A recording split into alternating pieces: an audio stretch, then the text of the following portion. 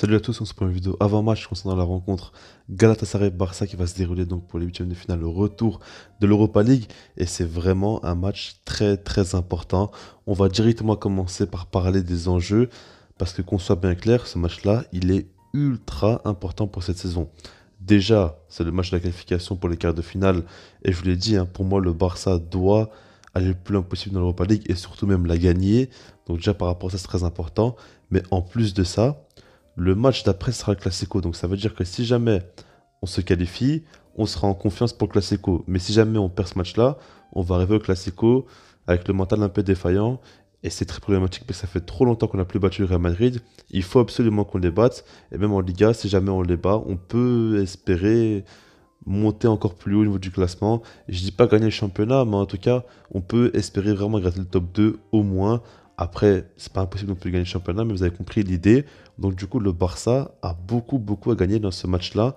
Et ils doivent prouver qu'ils peuvent répondre présent dans les moments aussi importants. Surtout qu'en ce moment, on voit très bien que Xavi travaille énormément. Il y a beaucoup de positifs. Là, maintenant, c'est le moment vraiment de prouver et de montrer tout le travail qui a été fait jusqu'à présent. Après, il faut quand même contextualiser. Ce qu'il faut dire, c'est qu'au match aller, le Barça a fait donc un match nul au Camp Nou 0-0. Certes, ils ont fait tourner, mais pour moi, c'est pas normal qu'on ne marque pas de but dans ce match-là. Ils devaient clairement marquer un, voire deux buts au minimum. Ça n'a pas été le cas. Et du coup, Galatasaray, ils sont vraiment dans une bonne dynamique dans le sens où ils ont réussi à arracher un match nul au Camp Nou. Pour eux, c'est vraiment une super chose, surtout par rapport à la saison qu'ils sont en train de faire. Et là, le dernier match qu'ils ont joué avant donc, la rencontre face au Barça, ça a été donc face à Besiktas, le derby pour eux, et ils ont réussi à gagner 2-1. Donc ce sont une grosse dynamique, ils ont gagné le derby, ils ont arraché le match nul 0-0 au Camp Nou. Là, ils ont un match retour chez eux. Croyez-moi, ils vont mettre le feu au stade. Pour ceux qui ne savent pas l'ambiance comment elle est, je mets quelques images. Chez eux, quand ils jouent des gros matchs, l'ambiance, elle est complètement folle. Les fumigènes, ça va dans tous les sens. C'est très compliqué de les jouer chez eux. Et je l'avais dit dès le début que Galatasaray, c'est pas une équipe qui fait peur.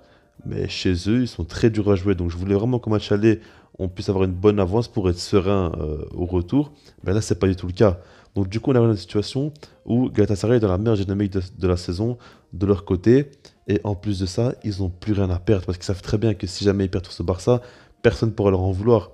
Alors que si jamais ils gagnent ce match-là, donc au retour, ils ont tout à gagner et ils vont se donner à 2000%. Le public, je pense que ils vont pas s'arrêter. J'imagine bien, par exemple, si jamais Galatasaray ouvre le score, le public balancer des fumigènes sur le terrain et essayer de faire en sorte que le Barça n'arrive plus à jouer, tout simplement, les rendre fous. Et c'est vraiment très possible parce que j'ai déjà vu des matchs en Turquie et ils n'hésitent pas à faire des folies comme ça. Donc moi je vous le dis, le Barça est très mal mené. Alors certes aujourd'hui l'équipe joue très bien, on voit qu'ils sont beaucoup plus sereins tout ça, mais là c'est un gros test pour l'équipe par rapport au mental parce que dans ce genre de match-là, ok, le Barça est super techniquement.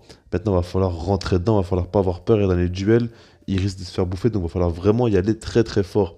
Donc, du coup, je compte vraiment sur le Barça pour prouver qu'ils ont passé un cap. Parce que ce qui est sûr, c'est qu'il y a un an ou deux, j'aurais jamais misé sur une victoire du Barça dans un match comme ça.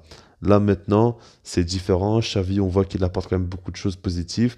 On voit que l'équipe est beaucoup plus sereine et qu'on enchaîne beaucoup de bons résultats. Donc, c'est pour ça que j'ose espérer. Mais en tout cas, je donne mon pronostic à la fin de la vidéo. Donc là maintenant on va passer à ma compo. Je vous l'affiche donc en 4-3-3 avec Ter Stegen au goal, défense d'Est, Araujo, Piqué et Jordi Alba. Araujo il a été mis au repos. Là je compte sur lui vraiment pour qu'il nous fasse un gros match de guerrier. Après donc Dest, je l'ai mis à la place de Daniel Alves, bien évidemment parce que Daniel Alves n'est pas inscrit pour l'Europa League. Milieu de terrain, Busquets, Pedri, Frenkie de Jong. Alors pour moi c'est pas vraiment un match fait pour Gavi. Gavi, il va rentrer dans les duels, il va beaucoup y aller, mais je pense qu'il risque de prendre très vite un carton jaune. Et c'est pas le genre de match pour moi qui est fait pour lui. Je pense qu'un De Jong, un peu plus d'expérience, peut plus apporter. Et puis même dans ses projections, il est très important. Gavi aussi, il sait le faire, mais pour moi, De Jong est très dangereux quand il se projette. Et quand il arrive du milieu de terrain, il arrive dans la surface, il peut faire très mal. Après Pedri, j'ai pas besoin de vous dire toutes ses qualités, il sait tout faire. Mais en attaque, j'ai mis Dembélé, Aubameyang et Ferran Torres. Alors je ne cache pas que Dembélé de base, je suis pas trop fan. J'aurais préféré dans ce genre de match-là voir Adama, mais ce qu'il faut dire, c'est qu'il a vraiment fait un très gros match face à Osasuna. Et du coup, il faut profiter de sa dynamique pour le mettre titulaire face à Galatasaray. C'est un peu logique. Maintenant, je sais pas trop si c'est le type de match fait pour lui. Il n'est pas très physique. Dans les duels, j'ai peur qu'il se fasse un peu écraser et puis je sais pas trop comment il va réagir sous la pression. On sait que par exemple face au PSG au match retour la saison passée, il a raté énormément d'occasions. Après, il avait un rôle beaucoup plus axial, c'est différent. Là, c'est plus Aubameyang qui sera dans l'axe. Donc on verra bien. Je pense que si jamais ça ne marche pas, il faudra vite faire rentrer Adama. En tout cas, Xavi devra très très vite réagir parce que sur le banc, il a pas mal d'options. Il va falloir qu'il arrive vite à voir quelles sont ses erreurs et puis surtout quel joueur n'arrive pas à supporter la pression tout simplement parce que par exemple, à Jordi Alba, moi je doute beaucoup de lui pour un match comme ça. Donc c'est pour ça que je me dis que si jamais ça va pas, faut vite vite vite sortir Jordi Alba. Après, il n'y a pas trop d'options parce que tu vas certainement faire rentrer Mingueza et faire passer Dest à gauche. Et c'est pas la folie non plus. Donc voilà. En tout cas, pour terminer la vidéo, on va passer en pronostic. Et je ne vous cache pas que c'est vraiment un match piège pour moi. Je vois vraiment un match très très très très piège. Après, connaissant Xavi, ça me rassure énormément. Quand je sais que c'est vraiment un gars très perfectionniste, qui prend tous les matchs vraiment très au sérieux, je me dis que ce match-là, il va les prévenir. Les joueurs, ils vont très bien être au courant que l'ambiance, ça sera complètement folle. Je pense qu'à partir du moment où ils vont atterrir en Turquie, ils vont pas arrêter de se faire bombarder.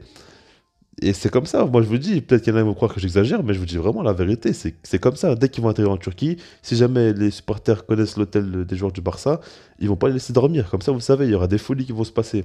Donc du coup, j'espère vraiment que les joueurs seront bien prévenus, et je crois en ça, parce que je pense que Xavi va quand même bien faire son travail, et je pense qu'il va bien les préparer pour ce match-là. Donc du coup, j'imagine que le Barça va gagner, mais je ne serai pas complètement choqué si jamais on se fait éliminer par Galatasaray. Je serais énormément déçu, mais pas complètement choqué, parce que je sais très bien que c'est un match vraiment piège. Donc, dans le commentaire votre avis par rapport à ce match-là, est-ce que vous êtes dubitatif? Est-ce que vous croyez ou non la qualification du Barça? Est-ce que vous avez peur? Dites-moi tout. Et puis sinon, moi, je vous dis peace.